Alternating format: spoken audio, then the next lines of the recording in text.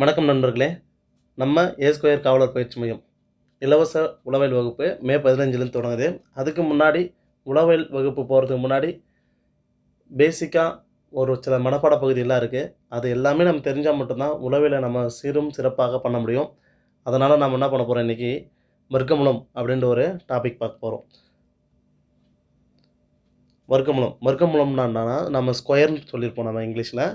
வர்க்கமூலம் பொறுத்த வரைக்கும் ஒரு எண்ணை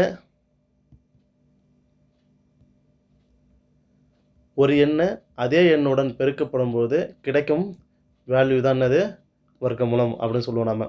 அப்போ 1 × 1 1, 2 × 2 4, 3 × 3 9, 4 × 4 16 அப்படின்ட்டு நம்ம மொத்தம் 25 நம்பர் வரைக்கும் படிக்க போகிறோம். நம்ம ஸ்கூல் புக்கில் பார்த்தோம்னா 20 வரைக்கும் தான் கொடுத்துருக்கோம். அதை படிச்சுங்க. அதுக்கப்புறம் பார்த்தோம்னா நான் எழுதுகிறேன், அது எழுதி வச்சுங்க. 21 ஸ்கொயர் பார்த்தோம்னா 441, 22 ஸ்கொயரோட வேல்யூ பார்த்தோம்னா 484, 23ஓட ஸ்கொயர் அப்படின்னு பார்த்தோம்னா 529, 24க்கு 576, 25க்கு 625. இப்போ நாம் என்ன பண்ண போகிறோம்னா, இதை ஈஸியாக எப்படி மனப்பாடம் பண்ண போகிறோம். ஆக மொத்தம் மனப்பாடம் பண்ணி தான் ஆகணும். டெய்லி ஒரு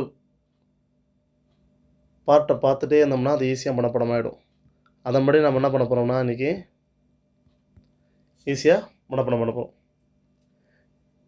1லேருந்து 10 வரைக்கும் எல்லாருக்குமே தெரியும், அது ஈஸியாக மனப்பாடம் ஆகிடும். 6 36, 7 49, 8 64 அப்படின்னு போயிடும். இப்போது 11 நம்பர் பார்த்தோன்னா 1 இருக்கா, அப்போ அந்த 2 சைடு 1 போடுறோம், ஞாபகம் வச்சுக்கலாம்.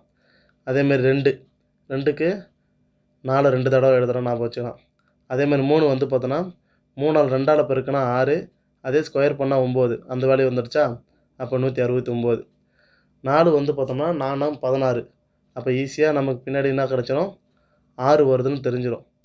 அப்போது இதை மனப்பாடம் பண்ணி தான் ஆகணும். அப்போ 225 5ஆம் வாய்ப்பாடு வரத்துக்கு எல்லாமே 5 ஸ்கொயர் வர வேல்யூ எல்லாமே 25 லாஸ்ட்டு வந்துடும். 25 இப்போ 25 ஸ்கொயர் பார்த்தோமா 625. அதேமாரி 6 ரைமிங்கில் வந்துடும். 16 16 × 16 256. அதேமாதிரி 17 7 49, அப்போ லாஸ்ட்டில் 9 வந்துடும். அப்போ 7 4 28, அது முன்னாடி வந்துடும். ஈஸியாக மனப்பாடம் பண்ணிக்கலாம். அதேமாதிரி 18ஓட வேல்யூ பார்த்தோம்னா 8 8 64, முன்னாடி 8 4 32, அப்போது அதை பெருக்கினாலே ஈஸியாக கிடச்சிடும். புரியுதா? இப்போது 8 ஸ்கொயரோட வேல்யூ 64, 8 × 4 32, அப்போ 32 4ன்னு எழுத போகிறோம், அவ்வளோதான் வித்தியாசம். அதுக்கப்புறம் பார்த்தோம்னா 19 361, 20க்கு 400, இது ஈஸியாக ஞாபகம் வந்துடும். ஓகே, இப்போ நம்ம வேல்யூவில் கண்டிப்பாக நம்ம மனப்பாடம் பண்ணி தான் ஆகணும், வேறு வழியே கிடையாது. கண்டிப்பாக மனப்பாடம் பண்ணோம். அதுக்கப்புறம் அந்த வேல்யூ வச்சு நமக்கு என்ன பண்ண போகிறாங்கன்னா, இதுக்கப்புறம் கொஷின் கேட்க ஆரம்பிச்சிட்டாங்க. இப்போ டைரெக்டாக நீங்கள் 20 ஸ்கொயர்னால் 400 எழுதுறீங்க, 13 ஸ்கொயர்னால் 169 எழுதுறீங்க. அதனால் என்ன பண்ணுறாங்க, கூற்று காரணமாக கேட்குறாங்க. அதனால் நம்ம அதை கம்பல்சரி பார்க்கணும். இது புக்கில் இருக்குது, இது ஸ்கூல் புக் டேட்டா.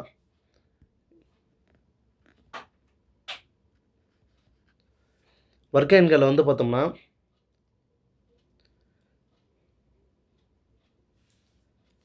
எந்த எண்ணில் முடியும் அப்படின்னு பார்த்தோன்னா, வர்க்க எண்களை பொறுத்த வரைக்கும் 0 1 4 5 6 9 இந்த எண்களில் தான் முடியும்.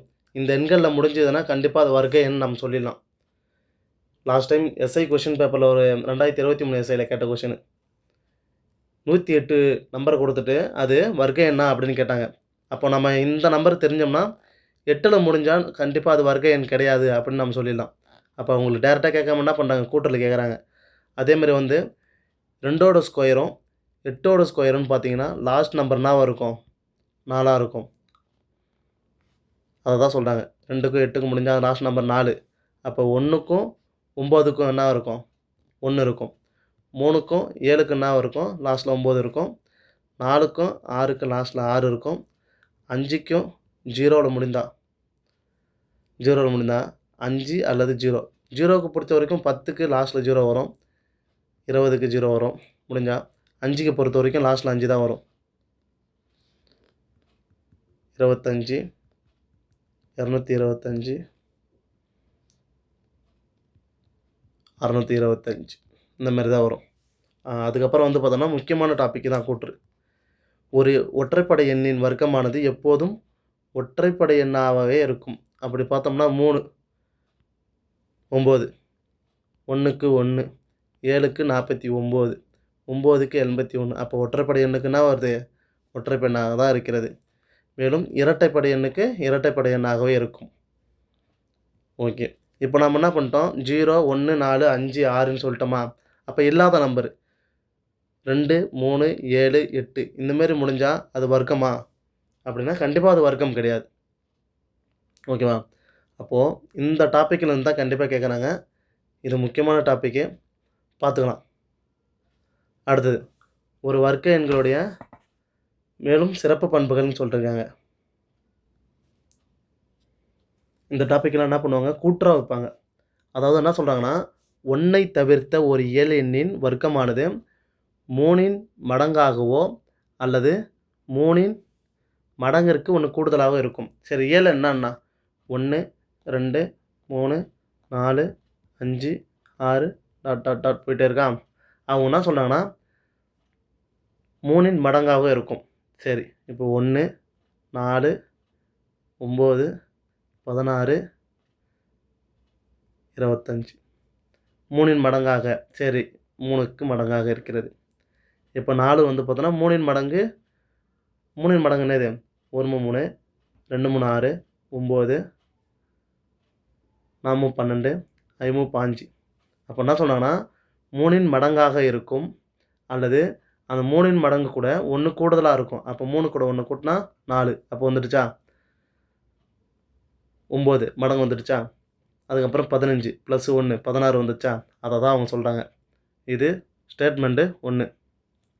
அடுத்து 1ஐ தவிர்த்த ஒரு இயல் எண்ணானது 4இன் மடங்காகவோ அல்லது 4இன் மடங்கிற்கு 1 கூடுதலாக இருக்கும். அப்புறம் அவங்க என்ன சொல்கிறாங்கன்னா 3க்கு எப்படி சொன்னால் அதே மாதிரி தான். ஒன்று 4இன் மடங்காக இருக்கலாம், இல்லை 4 + 1 அந்த மடங்கு கூட ஒன்றாக இருக்கலாம். இப்போ 16 4இன் மடங்கு. ஓகேவா? 1 4, 2 8, 3 12, 4 16, 5 20, 6 24, 28, 32,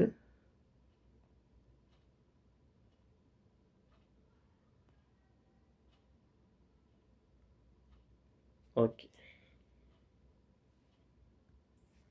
முடிஞ்சா? அதே ஸ்டேட்மெண்ட் தான். இப்போது 16 மடங்கு. ஓகே, அடுத்தது வந்து பார்த்தோன்னா 25,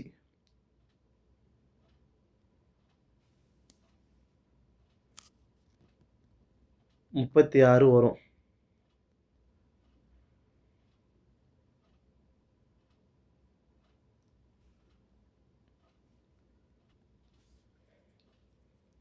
ஓகே, அடுத்து வந்து பார்த்தோம்னா ஒரு முழு வர்க்க எண்ணை 3ஆல் வகுக்க கிடைக்கும் மீதியானது 0ஆகவோ அல்லது 1ஆக இருக்கும். ஆனால் மீதி வந்து 2 இருக்காது. இப்போ நான் என்ன பண்ணேன்? 4 3ஆல் வகுத்தா ஒரு 3 மீதி 1 கிடைக்கும்.